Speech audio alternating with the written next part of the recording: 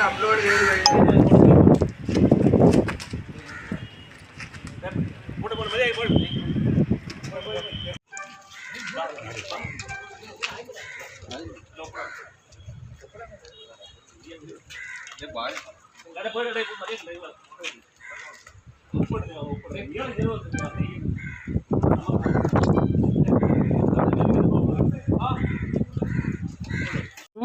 വീട്ടിലേക്ക് ഇങ്ങോട്ട് വന്നപ്പം അവൻ എൻ്റെ പിറകെ കൂടെ വന്ന് എൻ്റെ വീട്ടിൽ വന്ന് എന്നെ കരഞ്ഞു മുട്ടി എന്നോട് 500 രൂപ ചോദിച്ച്.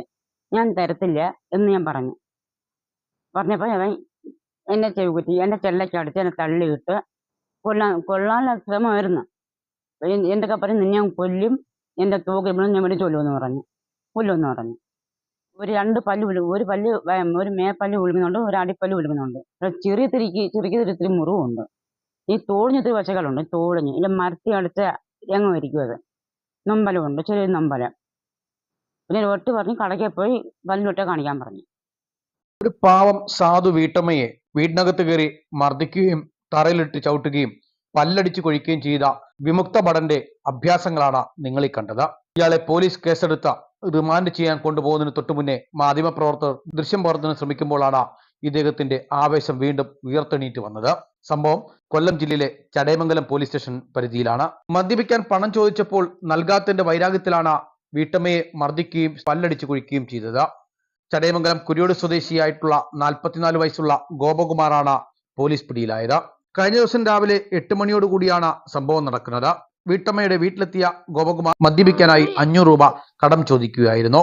എന്നാൽ പണം നൽകാൻ പറ്റില്ലെന്ന് പറഞ്ഞതിനെ തുടർന്ന് വീട്ടമ്മയെ അടിച്ച് താഴെയിടുകയും മർദ്ദിക്കുകയും പല്ലടിച്ചു കൊഴിക്കുകയും ചെയ്തു. സ്ത്രീയുടെ ഉച്ചത്തിലുള്ള നിലവിളി കേട്ട നാട്ടുകാരോട് കൂടിയപ്പോഴാണ് വിമുക്ത ഭടനായ ഗോപകുമാർ മാറാൻ തയ്യാറായത്. തുടർന്ന് വീട്ടമ്മ ചടയമംഗലം പോലീസിൽ പരാതി നൽകുകയും കടയ്ക്കൽ താലൂക്ക് ആശുപത്രിയിൽ ചികിത്സ തേടുകയും ചെയ്തു. മുൻപ് തൊഴിലുറപ്പ് ജോലി കഴിഞ്ഞു വരുന്ന സമയത്തും മദ്യപിച്ചെത്തിയ ഗോപകുമാർ വീട്ടമ്മയെ ഉപദ്രവിക്കാൻ ശ്രമിച്ചിരുന്നതായി വീട്ടമ്മ പറയുന്നു. ചടയമംഗലം പോലീസ് ഗോപകുമാറിന്റെ വീട്ടിലെത്തി ഗോപകുമാറിനെ പിടികൂടുകയായിരുന്നു. സ്ത്രീകൾക്കെതിരെയുള്ള അതിക്രമത്തിനും മറ്റും ഉള്ള വകുപ്പുകൾ ചുമത്തിയാണ് ഗോപകുമാറിനെതിരെ കേസെടുത്തിരിക്കുന്നത്. അറസ്റ്റ് രേഖപ്പെടുത്തിയ പ്രതിയെ കോടതിയിൽ ഹാജരാക്കി കോടതി റിമാൻഡ് ചെയ്തു.